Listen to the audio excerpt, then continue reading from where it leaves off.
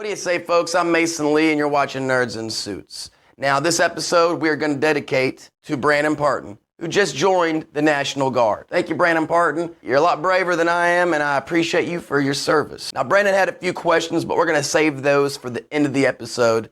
Now, Pulp Fiction is a very popular movie. It was received really well by critics, and according to Rotten Tomatoes, has a high score. In this video, I really want to discuss things that haven't been talked about in other YouTube videos. Pulp Fiction is the creation of Quentin Tarantino, who's a very famous director, and he's known for very wonderful films like Kill Bill and Reservoir Dogs. He's got a very unique style of directing that there's a lot more than meets the eye. Things that you come back 10 years later and say, whoa, look at that. One of the things that brings this movie together is the dialogue. That dialogue wouldn't be complete without an amazing set of cast and characters. Now, I would love to show every character and actor, but I'm not going to do that in this video. What I am going to do is discuss the three best and most important characters in this video, and that is Jules, Vincent, and Butch. Now, Jules and Vincent, they're a unique team. Honestly, they're fun to watch, and I love hearing their arguments. And they're different, and I mean different. I mean, they're not really anything alike. Jules is a professional, good posture. Vincent is not a professional. He slacks. Jules does not use drugs. Vincent does. Jules is religious, Vincent is not. And really the differences are a lot more abundant than that, but I'm just gonna show you that and move on to the next topic. Now we're gonna talk about each character individually, starting with Vincent. Now Vincent, super cool guy. I would hang out with Vincent.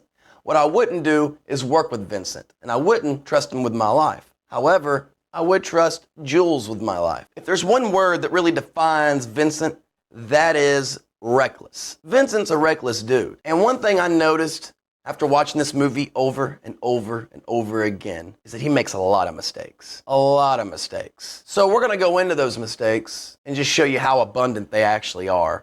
Probably the first mistake he makes, revealed at the beginning of the movie, is that he's agreed to take a kingpin's wife out on a date, which I would have handled entirely differently. Second mistake is he doesn't check the back room when they break into the apartment. Now, Jules is holding down the fort, and I feel like it would have been Vincent's responsibility to sweep the back room and make sure there's no kid in the back with a hand cannon, which there just happened to be, and almost caused the death of them both. But more importantly, he almost got his partner killed for his own mistake. Now, his third mistake is once again putting him and his partner in danger when he shoots their informant's head off on accident. It's bad enough to shoot your informant in the face.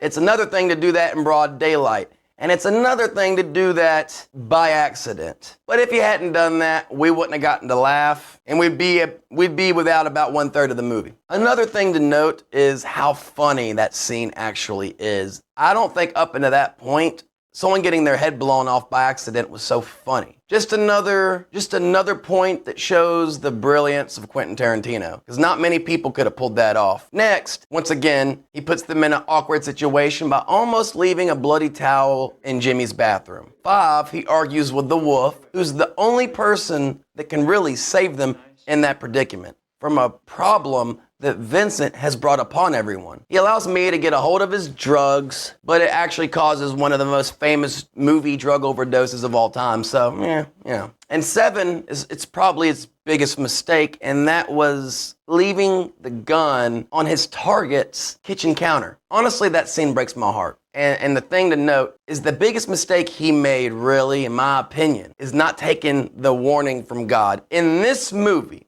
God exists. And in this movie, God came down and stopped those bullets from hitting him and Jules. More importantly, God stopped the bullets from hitting Jules. That's what I think. When Vincent didn't accept that and did accept the contract on Butch's life, he actually condemned himself to death, in my opinion. Now, Jules is such a likable character and he's so professional, it really doesn't give me much room to talk about the guy. He's the coolest guy in the movie. He's the most likable guy in the movie. And he's the biggest badass in the movie. And if I was going to work with somebody, I'd want to work with him. If anyone was going to have my back, I'd want it to be him. And if there's anybody I didn't want to cross, it'd be him. And if there's anybody I didn't want to kick down my door, it'd be him. One thing I want to note is that Jules always comes out on top. So not that I think it needs to be pointed out, but Jules has a pretty high rate of success. And you know who else has a high rate of success? Butch. Now, Butch isn't my favorite character, but he is a great character, and he is a very successful character. And like Jules, he rarely comes up on the bad end of a deal. One thing I noticed that's interesting is Jules and Butch both always win, whether it's by their own hand or by luck. And both of them end up in a situation where luck comes to their aid. What I mean by that is Jules could have got shot in the face when that kid came blasting out the back door. And Butch could have been chosen on Eeny, Meeny, Miny, Mo by Zed. But, as luck would have it, those things didn't happen. Another thing that didn't happen is that those two never met. And I'm not saying every character in the movie met every other character, but I think it's quite interesting that Vincent and Butch met, but Jules and Butch never did. And I think that was on purpose. I don't think they were meant to meet. And I think that because Jules decided to retire, ensured that him and Butch would never meet. And I think that was a good thing.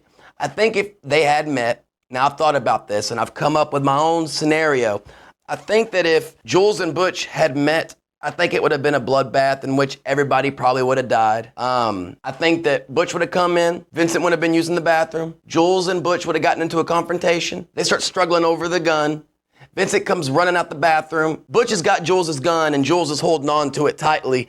Butch pulls the trigger, it kills Vincent, and then somehow they both end up dying. What I'm trying to say is that I don't think they were ever meant to meet, because I think that if they had met, it would have been a catastrophe. I mean, they're both pretty badass. And somebody had to die or everybody had to die. But one thing's certain, not everybody was going to live. And I think that it was God's will that he didn't want them to meet. And maybe he didn't want Vincent to meet him either. But he did, and he paid for it. Now, final thoughts. It's a great movie. And there's more great characters than just Jules, Butch, and Vincent. And I don't want to waste your time talking about them. There's not many videos that haven't been done. Now, let's get to Brandon's questions. Brandon wanted to know what the point of the GIMP was. And I think that honestly, after thinking about it for a while, it's kind of obvious what the GIMP is. It's a contrast tool to show us fear. It's to show you what could be the future of your protagonist or Butch. You know, Butch is a badass, and it's kind of disturbing to see what could be him in the future, which is this slave with Stockholm syndrome strapped in leather. So that's that. I think the GIMP is there to scare you and to kind of foreshadow a possible future. Another thing is the briefcase, which I told myself I wasn't going to go over. I think the fact that he left it open-ended, it was meant to give two purposes. I think that the fact that it's not shown, it's meant to be something benign and crazy, meant to be something just strange.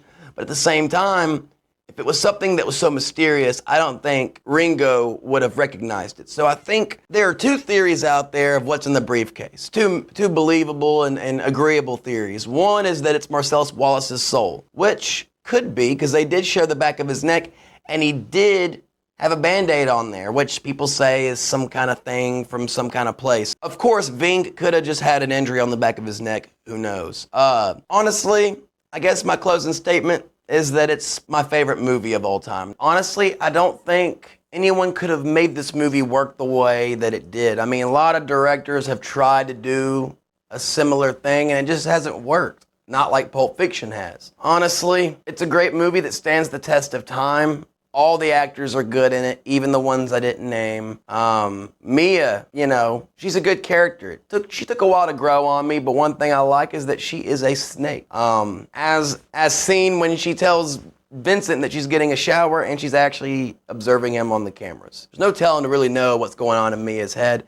And I think that Marcellus Wallace did throw Tony Rockahora out the window for massaging her feet. I think she lied about it. All right, folks. Well, that's just about it. And if you watched this episode of Nerds in Suits, we really appreciate it. We plan to get back to airing an episode every Friday.